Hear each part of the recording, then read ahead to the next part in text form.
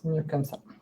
Ok, donc bonjour à toutes et à tous et bienvenue dans cette 4e journée de la semaine IA, une semaine organisée par Compilatio pour nourrir vos réflexions et les challenger autour des IA génératives, leur adoption dans les établissements d'enseignement et puis les éventuelles applications des IA génératives dans le processus pédagogique.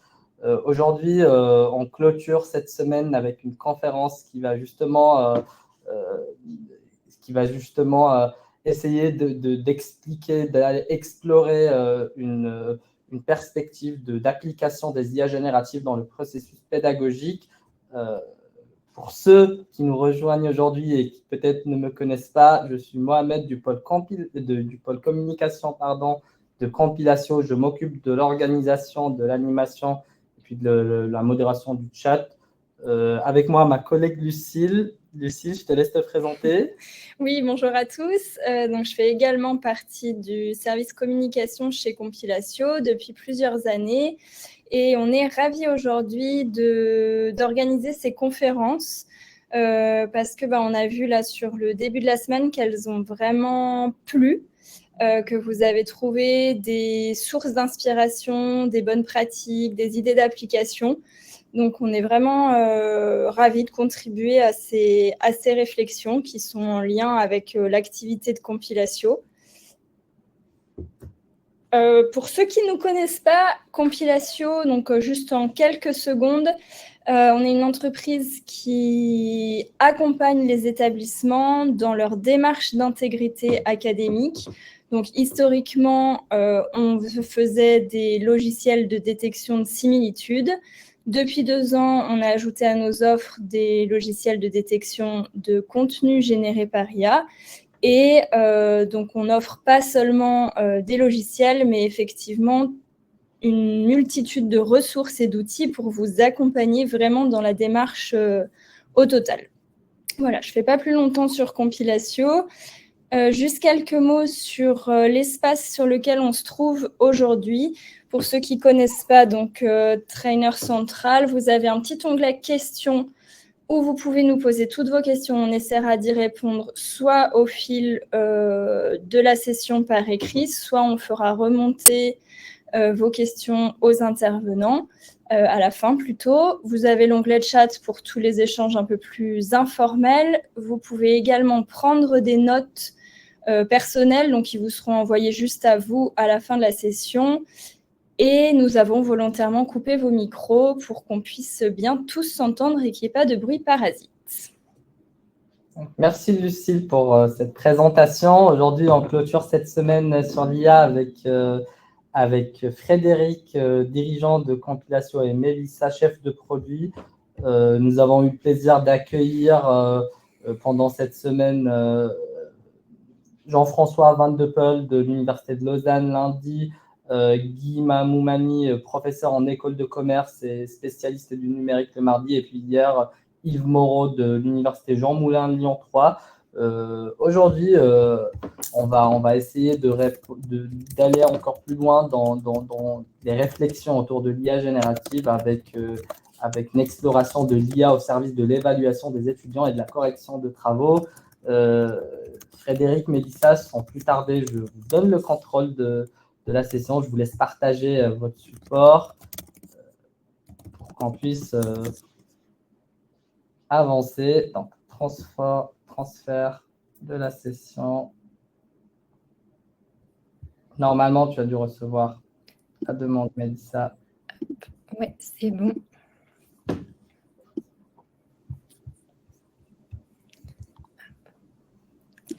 Est-ce que vous voyez bien mon écran? Oui. Super. Parfait. Eh bien, bonjour à tous et bienvenue sur cette conférence de l'IA au service de l'évaluation et des étudiants de la correction des travaux. Donc, je suis Mélissa, chef de projet Jingo, donc le produit que nous allons vous présenter aujourd'hui. Et je suis accompagnée, bien évidemment, de Frédéric Agnès, dirigeante de Compilatio. Nous allons voir du coup cette conférence en 3 étapes. Nous allons voir au début les appréhensions sur le fonctionnement des grands modèles de langage et des IA génératives Ensuite, s'intéresser aux étapes du processus d'évaluation pour les transformer avec les solutions d'IA novatrices. Et pour finir, je présenterai Jingo, le produit que nous avons développé, donc le futur assistant à la correction. Nous allons voir en premier temps l'appréhension sur le fonctionnement des grands modèles de langage et des IA génératifs. Je vais laisser la parole à Frédéric Agnès qui va vous en parler plus en détail. Bonjour à tous. Pour commencer, un tout petit mot. J'espère que, je m'excuse d'avance auprès de ceux qui seraient déjà tout à fait versés et familiers avec la notion de machine learning, d'intelligence artificielle, de modèle de langue. On va juste faire quelques petits rappels parce qu'en fait, souvent quand on présente nos produits ou nos réflexions sur ce sujet, on se confronte à la part de fantasme, à la part d'appréhension qu'on peut avoir face à un outil qui, malgré tout, n'est qu'un gros ordinateur qui fait des calculs pour générer des textes. Alors, bref, on va revenir tout de suite. L'intelligence artificielle, finalement, c'est une notion qui veut un peu rien dire. Dans le domaine de l'informatique, on parle de machine learning, d'apprentissage automatique, et tout ça s'appuie principalement sur les maths et les statistiques. Alors, comment ça fonctionne? Tout repose d'abord sur un premier tour de magie scientifique, un truc qui s'appelle les word embeddings, c'est-à-dire la faculté, par les statistiques et par l'informatique, à créer un espace dans lequel on a réussi à placer les mots en fonction de leur signification, en fonction de... Les mots sont placés les uns par rapport aux autres en fonction de leur proximité, de leur affinité les uns avec les autres. Et ce placement, en fait, il est robuste, c'est-à-dire que quand on le recommence, eh bien, les mots se retrouvent à peu près au même endroit. Et quand on recommence dans plusieurs langues, eh bien, les mots qui ont globalement une signification très proche se retrouvent à peu près au même endroit dans l'espace. Donc, pour que vous représentiez en quoi ça consiste, ce tour de magie mathématique, c'est un peu comme si vous aviez des convives à table et que vous essayiez de les placer dans un espace à 2 dimensions autour de la table. C'est-à-dire, les gens, vous savez qu'il y en a qui ont des affinités, d'autres qui en ont moins, et vous essayez de trouver le placement autour de la table qui facilite le mieux les interactions entre les personnes en fonction de leurs affinités. Alors, qu'est-ce que c'est une affinité quand on parle d'humain? On a des sujets de conversation en commun, on passe du temps ensemble, on est souvent spatialement les uns proches des autres. Et c'est un petit peu la même chose avec les mots. Les affinités entre les mots, c'est quoi? C'est leur proximité d'apparition dans la langue, dans un corpus. Par exemple, on peut prendre tout Wikipédia et on considère que ça, c'est un truc qui va représenter de manière à peu près représentative la variété de la langue. Et les mots apparaissent plus ou moins loin et plus ou moins fréquemment les uns à côté des autres.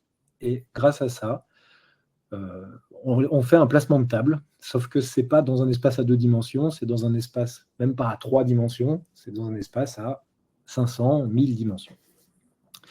Et par ailleurs, la position donc, des mots dans l'espace, comme je vous l'indiquais, il est porteur de sens, mais également la distance entre 2 mots. C'est-à-dire que la distance entre homme et femme est globalement à peu près la même qu'entre roi et reine, qu'entre conducteur et conductrice, etc. Et donc, ce savoir-faire, cette technique, c'est intéressant. Nous, ça nous permet de faire un premier tour de magie, par exemple, chez Compilatio. C'est que c'est grâce à ce savoir-faire, à cette technique, qu'on est capable de vous proposer très prochainement un système de reconnaissance des similitudes, des détections des copier-coller. Je ne sais pas si tout le monde est parfaitement familier avec Compilatio ou pas, mais là, tu vas trop loin, Mélissa. Pardon, excuse-moi. Tu peux rester encore un... Ouais, tu peux rester là. Merci. Donc, Compilation, on détecte des similitudes entre des mots. C'est principalement, historiquement, on détectait des similitudes formelles, c'est-à-dire est-ce que les mots ont la même morphologie, est-ce qu'ils se ressemblent entre eux en termes de lettres. Et très, très, très prochainement, on va être capable également de mesurer assez précisément les similitudes en termes de sens. C'est-à-dire que même si les mots ne sont pas les mêmes, même si ça a été traduit, eh ben, on est capable de projeter les mots et les phrases dans un espace, de regarder s'ils sont proches ou s'ils sont éloignés entre eux, et en déduire des similitudes.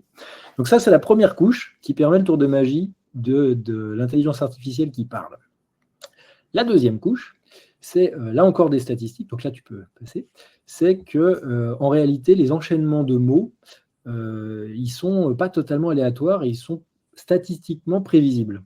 Et donc, en fait, une fois qu'on est capable de placer les mots dans un espace, on est capable aussi, pour faire passer un message, de les relier entre eux dans un certain ordre et de trouver quelle est la trajectoire la plus probable, ou alors une série de trajectoires qui serait probable. Et en fait, aujourd'hui, on peut être fasciné par ChatGPT, mais finalement, ce n'est pas très, très éloigné, à part que c'est beaucoup plus perfectionné et que ça marche mieux. Sur le principe, ce n'est pas si éloigné que ça de ce qu'on avait quand on tapait un message sur nos téléphones et qu'on nous proposait quel est le prochain mot le plus probable. ChatGPT rajoute de la complexité parce qu'il est capable de reconnaître la langue, il est capable de reconnaître le temps, il est capable d'adopter des formes, il est capable de faire des trajectoires particulières et commandées dans l'espace de la langue. Mais ça reste cette idée-là qui est j'ai un message à faire passer et pour faire passer ce message, quelle est ma trajectoire lexicale et sémantique probable et plausible. Ouais, tu peux. Et donc finalement, ça ne fait que répéter les choses, les réponses les plus probables et les textes les plus probables dans un contexte donné. Le contexte donné, c'est souvent la question, c'est le prompt qu'on pose. Je vous soumets cette petite blague. Une intelligence artificielle rentre dans un bar, le barman lui dit « Qu'est-ce que vous aimeriez boire ?» Et l'intelligence artificielle répond la même chose que ce que tout le monde boit. Voilà. Ce qui donne un petit côté boîte noire, enfin, ce qui peut parfois laisser penser que c'est une boîte noire, c'est qu'il y a plusieurs domaines dans le domaine de l'intelligence artificielle. Il y a ce qu'on appelle le machine learning et le deep learning. Dans le premier cas, le machine learning, on donne à l'ordinateur quels sont les paramètres sur lesquels on veut qu'il joue, et c'est lui qui trouve quel est le meilleur réglage pour ces paramètres pour arriver à un résultat. Quand on est dans le cas du deep learning, qui est ce qu'on appelle communément aujourd'hui l'intelligence artificielle, en fait, on ne donne même pas les consignes à la machine, on la laisse expérimenter tous les chemins possibles qu'elle pourrait faire, toutes les liaisons possibles qu'elle pourrait faire entre les données, pour arriver à trouver le chemin qui décrit bien, qui correspond bien à la trajectoire, au message, à la tâche qu'on veut lui faire faire. Et donc, c'est un système par renforcement neuronal, c'est-à-dire qu'en fait, c'est des chemins logiques, et les chemins logiques qui marchent le mieux sont renforcés lors de la phase d'apprentissage. Et une fois qu'on a un apprentissage dont on est content, qu'on a testé, on le fige, on arrête de le modifier, on le garde et on l'applique. Et quand on donne une nouvelle entrée et qu'on lui fait passer par ce chemin d'apprentissage qui a été renforcé, qui est supposé être le bon, et ben, ça produit des résultats qui sont supposés être ceux qu'on attend. Donc, le côté boîte noire, en fait, n'est pas tout à fait vrai. C'est-à-dire que, oui, on ne sait pas exactement quel est le chemin que la machine a produit, mais par contre, on sait quand même expliquer c'est quoi le principe, on sait quand même expliquer comment ça marche, et on sait mesurer les résultats et la fiabilité de ces résultats. On sait mesurer la performance. Donc, c'est pas complètement de la magie. Enfin, ça paraît de la magie parce que c'est bien fait, mais en vrai, c'est vraiment, vraiment juste des maths appliquées au langage. Des grosses maths, du gros calcul, mais appliquées au langage. Si bien que... voilà. Et donc, le domaine particulier, il y a des tas de domaines différents dans l'intelligence artificielle et dans le deep learning, et celui qui s'applique particulièrement au traitement des langues, ça s'appelle les LLM, les Large Language Models.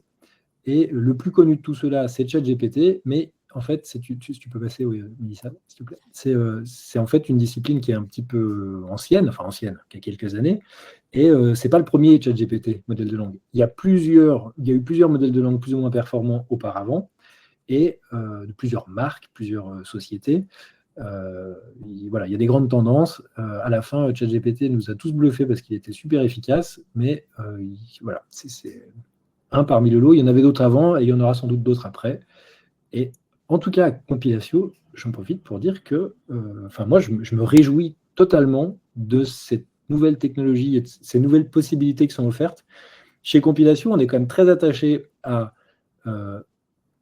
encourager l'authenticité, l'intégrité, en fait, donner des outils pour les gens qui sont soucieux, mettre à disposition des outils pour les gens qui sont soucieux de rendre les gens plus autonomes, plus authentiques, de trouver, d'exprimer qui ils sont vraiment, avec leurs compétences, de ne pas chercher à ressembler à quelqu'un d'autre. Et chaque fois qu'on trouve des technologies et des techniques qui nous permettent d'aller dans ce sens-là, ben c'est plutôt une bonne nouvelle pour nous. On a eu les outils de recherche qui ont été, il y a une vingtaine d'années, une manière d'aller dans ce sens-là, en montrant d'où venaient les idées, où est-ce que les gens faisaient leurs emprunts et qu'est-ce qui venait d'eux et qu'est-ce qui venait pas d'eux. Et aujourd'hui, on pense que l'intelligence artificielle, c'est un nouvel outil très excitant, très réjouissant pour proposer des innovations pédagogiques, pour rendre service aux enseignants, pour essayer d'aller vers un enseignement renouvelé. Enfin, voilà. Est-ce que tu veux bien? Merci.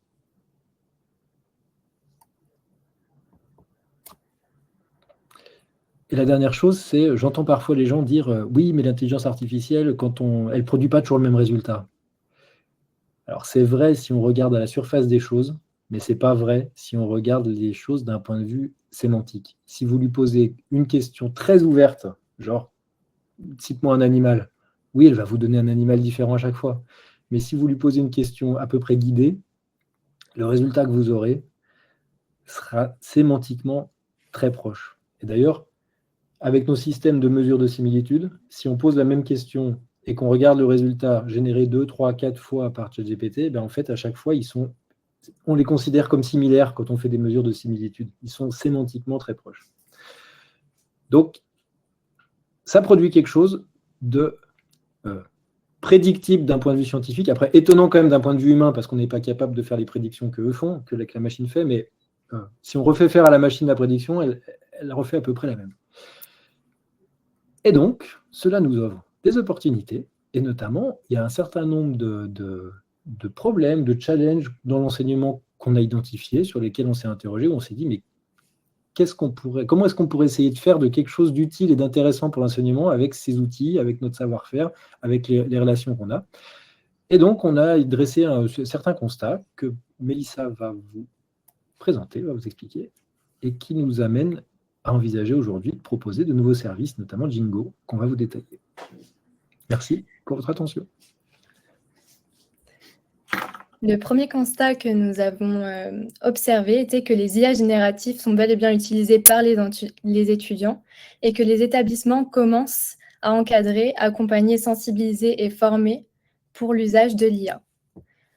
Le deuxième constat que nous avons observé était qu'en revanche, les établissements et enseignants n'utilisaient pas forcément les outils pour eux et pour réinventer les processus pédagogiques.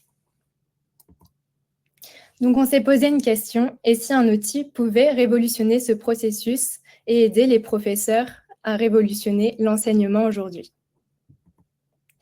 Pour cela, on a eu plusieurs observations. Suite à une étude, on a eu une constatation que les corrections et les notations pouvaient être subjectives et influencées par des facteurs humains variables. Et pour cela, on aurait une solution possible avec l'IA qui serait de garantir un traitement équitable et une évaluation objective pour tous les élèves. Notre deuxième observation a été de constater que les professeurs aient utilisé souvent les mêmes supports d'évaluation année après année, aussi par manque de temps, mais qu'une solution pouvait être envisagée avec l'IA et qui permettrait de diversifier et d'actualiser régulièrement les évaluations et d'avoir des évaluations uniques par classe. Notre troisième observation a été justement ce manque de temps, que la correction des copies est une activité qui est quand même assez chronophage. Pour une évaluation de type essai, la correction de 30 copies en moyenne serait d'environ 15 heures, alors qu'avec l'IA, on pourrait avoir une correction plus rapide et plus détaillée en seulement 3 minutes pour 30 copies. Nous avons observé aussi que parfois, on avait une vision incomplète du niveau des élèves et des classes et qu'avec l'IA, on pourrait faire des statistiques plus précises et pouvoir suivre les élèves vraiment sur leur cursus scolaire, voir l'évolution, détecter directement si on a des manques sur certaines matières, sur certains sujets, et on pourrait approfondir du coup ces connaissances en diversifiant aussi les évaluations. Maintenant, on va passer à la partie 2. Donc, on va s'intéresser aux étapes du processus d'évaluation pour les transformer avec des solutions d'IA novatrices. Donc, je vais laisser la parole à Frédéric pour la suite. Si on espère faire des évaluations et des corrections avec l'IA, nous, on a identifié qu'il fallait traiter adresser des problèmes à chacune des étapes suivantes. La première chose, c'est qu'il faut définir et concevoir son évaluation. La deuxième chose, c'est qu'il faut collecter les copies. La troisième, c'est qu'il faut les corriger. Et comme on est quand même dans une logique d'aider les enseignants, mais pas de le faire à leur place, l'idée, c'est que ce sont les enseignants qui restent responsables ou qui doivent valider ces corrections. C'est eux qui doivent se les approprier et qui les signent. C'est eux qui les rendent. La quatrième étape, c'est qu'à partir de ces corrections, on essaye de déterminer un niveau de suivre. Et la cinquième étape, c'est qu'on peut procéder à des remédiations avec les élèves individuellement ou en groupe, en fonction de leurs résultats et de ceux qu'on attend. Alors, pour créer une évaluation, avant, on se mettait à table, il fallait réfléchir et produire son sujet.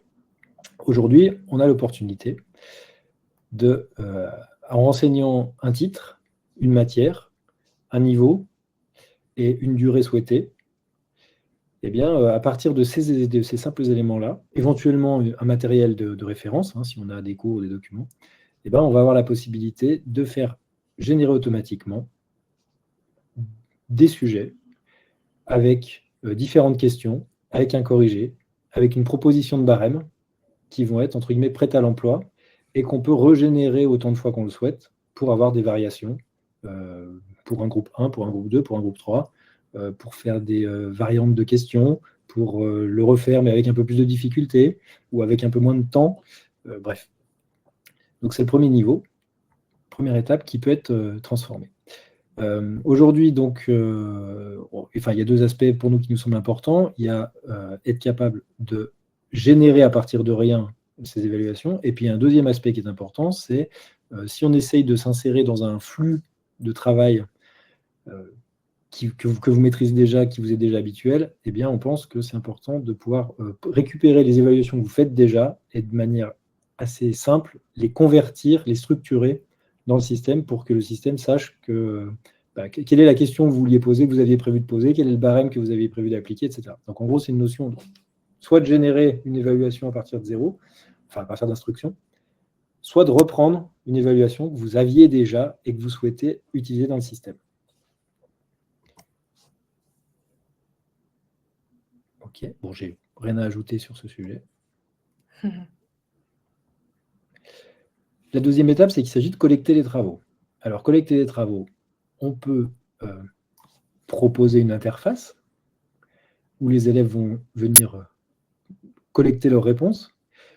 On peut aussi essayer, là encore, de rester dans le flux actuel et de laisser les habitudes de travail telles qu'elles étaient. Les élèves rédigent, soit sur des copies manuscrites, soit dans des documents numériques type Word, et récupérer ces copies, et ensuite les structurer dans le système, dire voilà la réponse 1 de l'élève 1, voilà la réponse 2 de l'élève 1, voilà la réponse 1 de l'élève 3, et de rentrer tout ça dans le tableau, mais d'automatiser ce processus d'acquisition, qui sinon serait fastidieux, et nous, notre but, c'est pas de faire des choses fastidieuses, c'est de faire des choses fluides.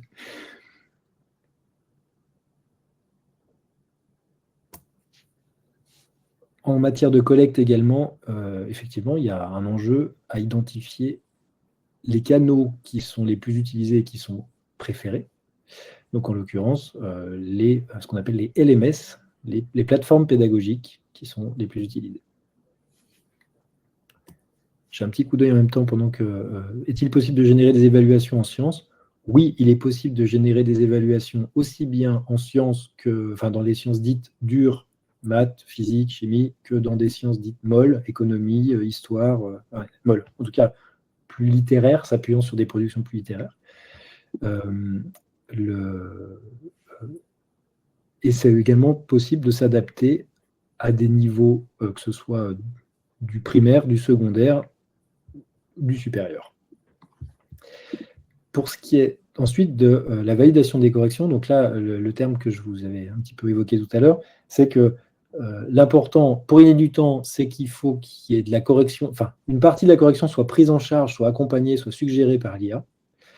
Sinon, on ne gagne pas de temps, si on doit la faire tout seul. Mais l'avantage, c'est qu'on peut générer des retours, des suggestions de retour avec l'IA, qui seront beaucoup plus riches, détaillées, personnelles, que ce que vous auriez pris le temps de faire individuellement. Et voilà. Et donc, on espère qu'il y a une valeur ajoutée possible à donner plus de retours aux élèves, des retours pertinents. Il ne s'agit pas juste de faire du bruit, mais de prendre la peine, prendre le temps d'expliciter le pourquoi c'était bien, pourquoi c'est partiellement bien, où est l'écart avec l'attendu, que ce soit en termes de connaissances ou en termes de compétences. Tout à l'heure, je voyais Monsieur Edard qui disait, Oulad Edard, qui disait qu'en est-il de l'alignement pédagogique, objectif pédagogique, contenu et modalité d'enseignement, évaluation. En fait, ça, ce sont des éléments qu'on peut communiquer à l'IA, qu'on peut donner en prérequis. Soit au moment où on génère l'évaluation, on peut lui dire « je veux faire une évaluation qui permet notamment d'évaluer l'aptitude des élèves à développer un raisonnement logique ». Ou alors on peut dire « je veux faire une évaluation qui nécessite de rédiger particulièrement, de faire des réponses détaillées et nourries ». Et ensuite, dans les critères d'évaluation, on va pouvoir développer ces aspects-là. On va pouvoir dire je mets des points, ou je valorise le fait qu'il y ait bien eu une démonstration, une preuve de cette compétence, ou alors qu'il y ait bien eu une preuve de cette connaissance. Et donc, en tout cas, l'idée, c'est que quand les enseignants corrigent, ils ont des suggestions de correction, mais c'est eux qui doivent, à la fin, valider. Ce n'est pas l'IA qui corrige, c'est l'enseignant. La question de suivre les niveaux, si tu souhaites compléter, Mélissa, ou reprendre, n'hésite pas, sinon je Non, c'était très bien. Merci. Suivre les niveaux. En fait, l'idée, c'est que on part du principe qu'il y a des phases d'apprentissage et il y a des phases d'évaluation. Et l'évaluation, normalement, la note, on le fait qu'à la fin, au moment où on veut valider le niveau final. En réalité, moi, je pense que ça peut quand même être intéressant. Je suis d'accord qu'il ne faut pas confondre la notation et l'évaluation, en fait. Ça peut être intéressant de faire des mesures de niveau, même pendant la période d'apprentissage, justement pour identifier est-ce que les élèves progressent, est-ce que chaque élève individuellement progresse et est-ce que le groupe progresse, ou est-ce qu'il stagne. Et ça, pour le faire, il faut faire des mesures de niveau. Et faire des mesures de niveau, ça passe souvent par des évaluations. Et quand on les fait à la main, comme c'est très long et très coûteux, on en fait peu, on les fait que tout à la fin. Mais si ce n'était pas si long que ça et pas si coûteux que ça à faire, peut-être que ce serait pertinent et intéressant d'avoir un suivi de la mesure du niveau tout au long de l'apprentissage. On pourrait imaginer que les élèves ne rendent pas uniquement des devoirs finaux, mais qui rendent également leurs exercices ou les choses qu'ils ont fait en cours d'apprentissage, et que derrière, on puisse du coup évaluer est-ce que les élèves ont été assidus, est-ce qu'ils ont bien fait le boulot, et quand ils ont fait le boulot, où est-ce qu'ils étaient en difficulté, où est-ce qu'ils étaient en facilité, ce qui peut, on l'espère, permettre d'identifier des groupes de niveau, de déterminer le niveau moyen d'un groupe ou de sous-groupe, et également de voir des individus. Et nous, chez Compilation, on aime bien cette notion de donner à voir ce qui n'est pas visible. Et en fait, ce qui n'est pas visible, très souvent, ça peut être invisible parce qu'on n'a pas la capacité cognitive de le voir, comme le copier-coller, où on n'est pas capable d'aller chercher partout et de trouver tout. Mais ça peut aussi être la difficulté cognitive qui est... on n'est pas des calculatrices. Alors bien sûr qu'on a de l'instinct, qu'on a de l'intuition, qu'on peut sentir les choses de manière non structurée, mais si en complément de ça, on peut venir apporter des mesures factuelles, objectives, détaillées, nourries, qui sont au service du suivi des élèves, au service de la pédagogie, on pense que ça peut avoir de la valeur. Donc là, on avait le suivi des niveaux, donc on peut faire un suivi de niveau par élève, et on peut également, dans l'idée, augmenter la résolution du tracé. Si vous faites peu d'évaluation, vous avez 2 points, vous faites une droite, alors que si vous en avez plein, vous pouvez voir s'il y a une progression, s'il y a un décrochage, etc. Voilà, c'était cette image-là. OK. Et là où on pense que l'IA peut être particulièrement intéressant, c'est également dans la notion d'interaction avec les étudiants. Moi, le constat que je fais, c'est que quand j'étais étudiant, je faisais mon devoir, le prof le corrigeait, et il rendait la note, et il rendait le corrigé. Et si j'avais une bonne note, j'étais très content, et du coup, je ne regardais pas le corrigé, parce que j'avais une bonne note, donc je n'en avais pas besoin. Et si j'avais une mauvaise note, j'étais assez déçu, j'étais contrarié, ça pouvait m'arriver de bouder un peu, et du coup, je ne regardais pas le corrigé, parce que je boudais. Et du coup, finalement, la partie pédagogique de l'évaluation et du retour de correction, je ne suis pas sûr qu'il soit toujours aussi profitable qu'il pourrait l'être. Et on se dit qu'avec l'intelligence artificielle, ça peut... Alors, je ne dis pas que le corrigé ne sert à rien. Ce n'est pas ce que je dis. Je dis qu'il ne sert pas autant qu'il devrait. Je vois qu'il y a Je vois qu'il y a un commentaire dans les questions. Donc, il ne sert pas autant qu'il devrait. Alors, comment est-ce qu'on pourrait faire pour qu'il serve plus? C'est encore une fois pas une obligation, mais c'est une proposition, c'est un outil, un chemin qu'on aimerait vous proposer. Et ben, l'idée, c'est que on pourrait imaginer que l'élève fait son devoir et qu'il a un premier feedback qui est généré par l'IA, qui lui est proposé, où l'élève n'a pas encore sa note, et en fait, l'élève doit passer en revue les feedbacks de l'IA et soit les accepter, soit les contester, ou en tout cas les compléter. Et on pourrait imaginer du coup que dans le processus de validation de la correction, l'enseignant n'intervienne qu'après, c'est-à-dire que l'enseignant pourrait intervenir aux endroits où l'élève a contesté l'IA, mais pas aux endroits où manifestement il n'y a pas de problème pour personne et tout va bien. Et donc ça pourrait être un avantage donc, et pour l'élève, parce que ça le rend actif de la correction et que l'histoire ne s'arrête pas quand il a eu sa note, puisque là, il ne l'a pas encore. Et pour le prof, parce que le prof, du coup, il y a déjà eu une prévalidation auparavant des feedbacks et que ça lui fait gagner beaucoup de temps. Et également, on peut imaginer que soit c'est un aller-retour unique, genre IA, élève, prof, qui rend la note à la fin. On peut même imaginer que ce soit IA, élève, et ensuite un dialogue entre l'élève et le prof sur ce point-là, tu as des questions, tu as intervenu, voilà.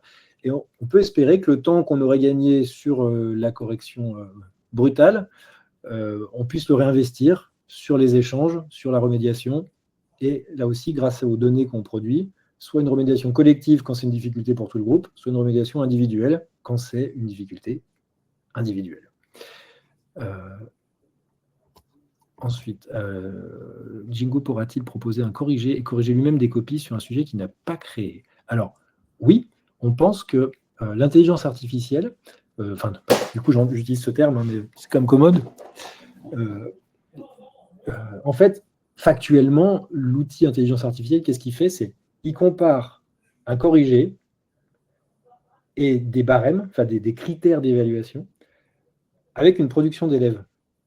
Et donc, peu importe qui a produit le barème, peu importe qui a produit le corrigé, et même peu importe qui a produit la copie de l'élève, enfin on part du principe que ce sera l'élève, lui, on lui demande de comparer des textes et de produire un rapport pour expliquer en quoi ils sont différents ou en quoi ils sont proches, et bien il le fait. Et donc, ça fonctionne. À partir du moment où on est capable de fournir un référentiel qui dit voilà ce qu'on attend, voilà comment il faut évaluer, et voilà la copie à évaluer, ben, l'intelligence artificielle devrait être capable de le faire. Enfin, est capable de le faire. Je le dis au conditionnel parce que ce sera. Enfin, il y a parfois des aléas, mais globalement, ça marche super. Ensuite, donc, on va peut-être vous montrer à quoi ça ressemble. Alors, je vois qu'il y a une question de Alice Carne qui dit « Ça paraît étrange de diffuser le contenu généré par l'IA avant que l'enseignant ne le lise et ne le valide pour le diffuser ensuite à l'étudiant. » Alors, ça reste une option, ce n'est pas obligatoire, mais non, ce n'est pas forcément bizarre parce que c'est transparent. C'est-à-dire qu'on ne le ferait pas... l'élève, au moment où il reçoit ce feedback, il sait que ce n'est pas l'enseignant qui lui fait un feedback. Il sait que c'est le système qui fait un premier feedback, et c'est à lui après d'être critique par rapport à ça, de dire oui, je comprends ce qu'il dit et je suis d'accord, ou alors il dit non, je comprends pas, je suis pas d'accord, et si c'est le cas, il le dit, et l'enseignant est toujours là pour intervenir. Donc c'est vraiment l'idée de compléter plutôt que de remplacer. Mais là encore, nous, on est un peu dans notre laboratoire, dans nos fantasmes de ce serait super, ça marcherait, voilà. On a très envie de le tester et de voir si effectivement c'est une bonne idée ou pas, et si ça marche ou pas. Et si ça ne marche pas, ça ne prendra pas, ça ne se développera pas. Et si c'est une bonne idée, on sera très heureux d'y avoir contribué et d'avoir pu vous apporter l'outil. OK. Je vais prendre la suite. Ouais. Je vais prendre la suite pour présenter Django. Alors, je partage juste le bon écran. Hop. Et bien évidemment, comme le disait Frédéric, ce système de correction ne sera pas forcément obligatoire. On pourra laisser le choix dans l'interface si l'on souhaite que le professeur corrige après l'IA ou si ce sera l'étudiant qui corrigera après l'IA. Tout sera paramétrable dans un compte utilisateur. Donc, rien n'est obligatoire. Et j'ai vu une question aussi qui demandait est-ce qu'on peut corriger des évaluations créées par une autre IA?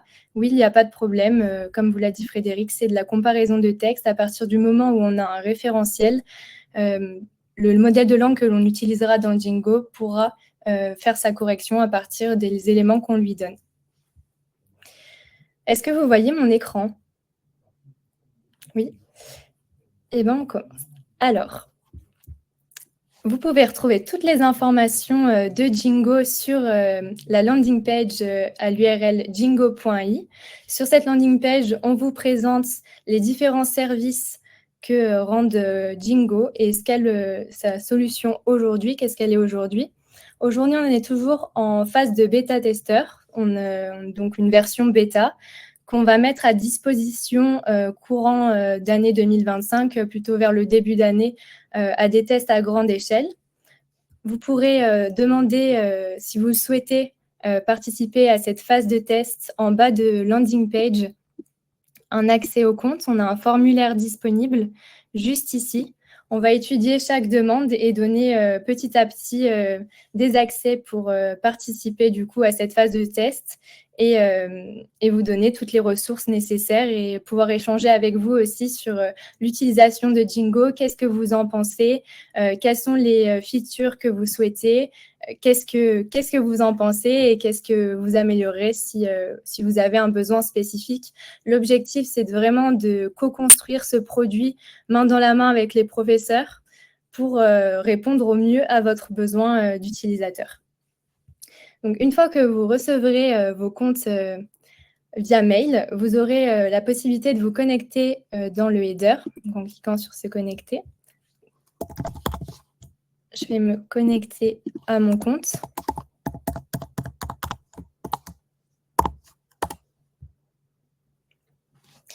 Une fois connectée, j'arrive sur ma page d'accueil, donc là où je peux retrouver toutes mes évaluations.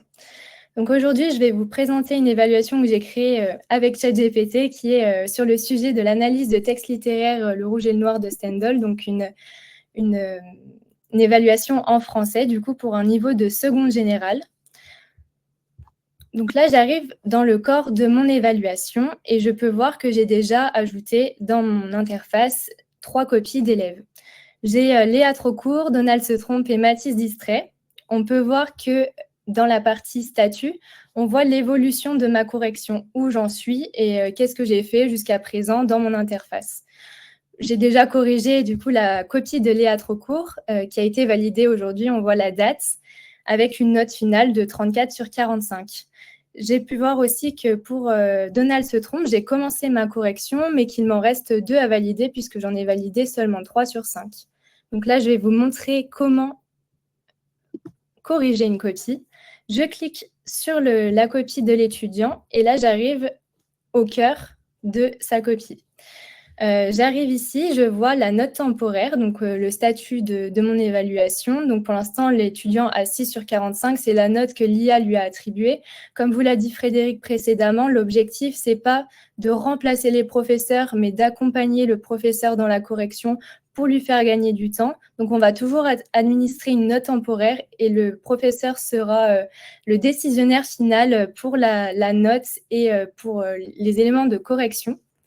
Aujourd'hui, dans l'interface, vous devez cliquer ici sur le bouton en haut à droite, référentiel de correction, pour consulter le référentiel que vous avez déjà ajouté dans l'interface ou créé manuellement. Donc là, je vais cliquer ici.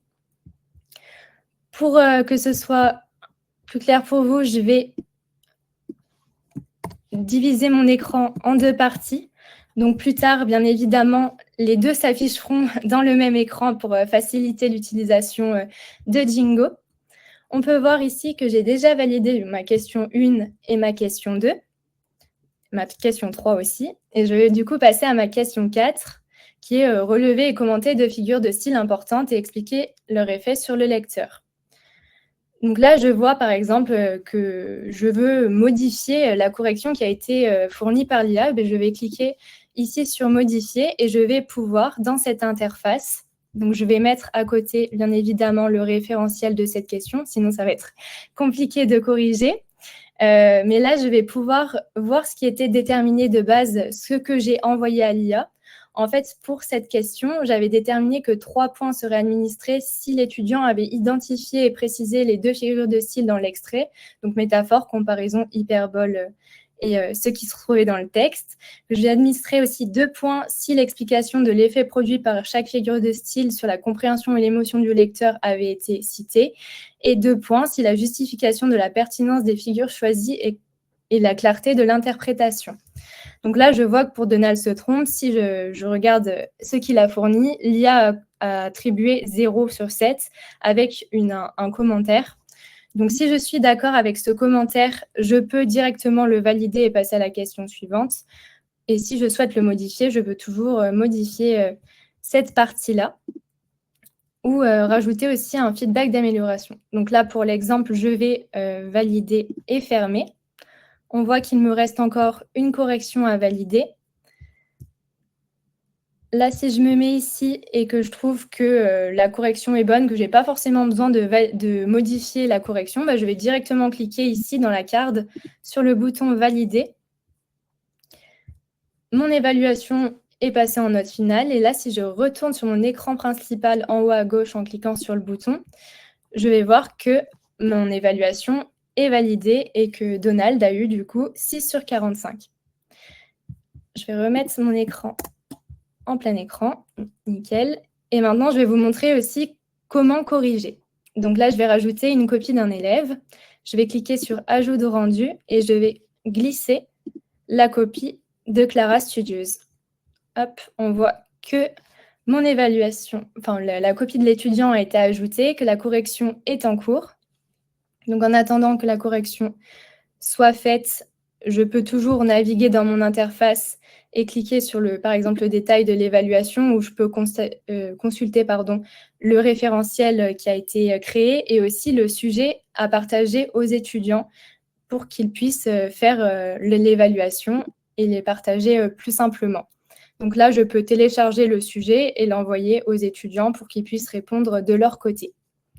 Je vais retourner sur mon onglet pour voir l'état de ma correction. Je vois que Clara Studios a été corrigée, qu'elle a eu 37 sur 45. Et je peux maintenant passer à la correction de mes 2 étudiants restants. Une fois que les corrections sont validées, je peux bien évidemment, dans le menu d'options, télécharger le corrigé pour l'envoyer à mes étudiants et pouvoir envoyer d'un coup toutes les copies de mes élèves et la correction est faite et je peux passer à la correction orale pour communiquer sur les aspects positifs et négatifs de chaque étudiant et savoir ce qui est à améliorer ou ce qui a été fait correctement. Et voilà pour la présentation de Jingo aujourd'hui.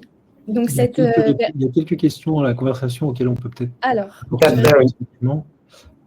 la première, c'est Daniel nous invite à revoir notre prononciation de Stendhal. Je pense que c'est anecdotique. Il y a des questions sur les formats. Alors là, actuellement, le système fonctionne sur... là, en l'état, vous chargez le template de format Word, enfin OpenOffice, que les élèves doivent remplir, et vous redéposez le modèle Word, enfin ou OpenOffice qui a été complété. Demain, on va prendre en charge les PDF et même, on l'espère, en tout cas c'est en très bonne voie, les copies manuscrites où on fait de la reconnaissance d'écriture. Donc après, les différents formats, on les prendra peut-être pas tous, mais ce qui est certain, c'est que ceux qui sont importants et qui sont fréquemment utilisés seront pris en charge par ordre de priorité. On va d'abord faire les plus courants et puis en allant vers le plus exotique. D'autre part, le coût. Effectivement, pour l'instant, on est en train de co-construire cet outil et donc on est heureux de le montrer un peu en preview pour recueillir des retours, avoir des impressions, identifier les personnes qui seraient les plus motivées pour participer à l'affinage. Effectivement, oui, c'est un produit qui ne sera pas gratuit parce que nous, on ne fonctionne pas. Moi, je n'aime pas ce principe de. Je trouve normal que les services qu'on développe soient au service de leurs utilisateurs et que du coup, ce soit les utilisateurs qui le payent, qui en profitent et qu'on travaille dans le sens de leur fournir un outil efficace et pas de faire un truc gratuit qui serait financé par de la pub où on réexploiterait les données et voilà. Donc voilà, donc effectivement, il y aura un prix et il n'est pas encore déterminé. Alors, je ne sais pas vous dire ce que c'est, mais en tout cas, ce sera accessible, enfin adapté au marché et adapté aussi à ce que ça coûte à produire. D'autre part, la confidentialité. Là, actuellement, la démo, elle fonctionne avec un modèle de langue qui est, pour certaines tâches, où on utilise ChatGPT, mais on n'est pas marié avec eux et on n'a pas de contraintes. En fait, à terme, l'idée est bien évidemment d'utiliser un modèle de langue qui serait auto-hébergé et sur lequel on peut garantir qu'il n'y a pas de données personnelles qui sont partagées à l'extérieur. Voilà. L'idée, c'est de travailler avec un modèle de données qu'on héberge nous-mêmes, où on contrôle le traitement des données et où on peut apporter des garanties aux utilisateurs qu'on respecte la confidentialité de leurs données, en particulier des données nominatives. C'est par ailleurs quelque chose auquel on est déjà très sensibilisé et attentif avec notre activité Compilatio, et on reste aligné avec ça, d'être respectueux du RGPD et transparent dans nos engagements contractuels. Dernière chose, est-il possible de corriger les textes des étudiants, les mots, les syntaxes, l'orthographe? Oui, absolument. En fait, la machine génère des feedbacks, et les feedbacks, ils peuvent être générés en fonction de la demande. C'est-à-dire que si on lui demande préciser, faire un corrigé aux élèves pour écrire le texte sans faute ou leur indiquer les fautes d'orthographe, c'est tout à fait possible. De la même manière qu'on peut évaluer la bonne présence des connaissances dans les textes, mais on peut aussi mettre des éléments d'évaluation sur la forme, la grammaire, l'orthographe, la syntaxe, etc. Là, pour l'instant, les barèmes sont par question, mais on pourra aussi imaginer d'avoir certains points qui seraient globaux pour l'ensemble de l'évaluation, c'est-à-dire gardez 2 points sur toute l'évaluation pour l'orthographe et la grammaire. Voilà, ce genre de choses. C'est techniquement tout à fait possible. Après, il faut juste voir à quel point c'est urgent de développer ça par rapport à d'autres features et quelle est la meilleure manière de les mettre en place. Mais oui, c'est quelque chose qu'on a en tête et qu'on va faire. Jingo existe-t-il en anglais? Il fonctionne déjà en anglais. Là, aujourd'hui, l'interface est en français parce qu'on est tous francophones, alors c'est le plus facile pour nous, mais ça fonctionne déjà dans plusieurs langues en termes de génération de contenu et de lecture et de correction des contenus, notamment les principales langues latines, anglais, espagnol, enfin latine, je ne sais plus comment on dit, mais qui utilisent un alphabet cyrillique, quoi. Anglais, allemand, italien, espagnol, portugais, français, etc. Ça marche. Il y avait une autre question sur est-ce que les données des élèves sont utilisées pour entraîner le modèle? Ça dépend de à quel point... Enfin, la réponse est non. Si jamais elles le sont, ce serait de manière transparente, c'est-à-dire ce serait sur le choix de l'utilisateur. Oui, j'accepte de partager mes copies pour améliorer le modèle ou non, je n'accepte pas. Ou en tout cas, ce sera défini dans les conditions de vente contractuelles. Il faut savoir que quand on parle d'entraîner le modèle, je reviens un tout petit peu sur les notions de fonctionnement des modèles de langue que j'évoquais avant. Il y a 2 manières d'exploiter ou d'affiner un modèle. Il y a un premier... Comment dire? Il y a une première tâche qui consiste à vraiment entraîner depuis le départ un modèle, c'est-à-dire à lui faire apprendre par cœur tout un tas de textes.